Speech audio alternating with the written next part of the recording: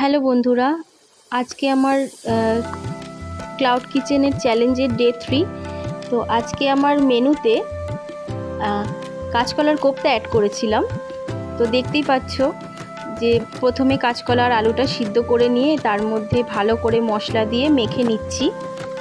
এর মধ্যে আরও বেসন দিয়ে লঙ্কা, আদা, আরও নানা রকম হলুদ, জিরের গুঁড়ো দিয়ে মশলা দিয়ে মেখে নিতে হবে। মেখে নিয়ে তারপর বড়াটা আমি ভেজে নিচ্ছি।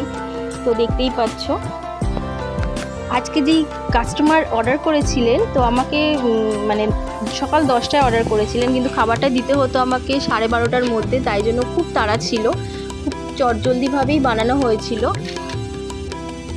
তো যাই হোক, আজকে আমার মেনুতে ছিল হচ্ছে আলু ভাজা, কুমড়ো ভাজা, মুসুরির ডাল, আর কাঁচকলার কোপ্তা, ডিমের ঝোল আর মাছ ভাজা ছিল এর সাথে।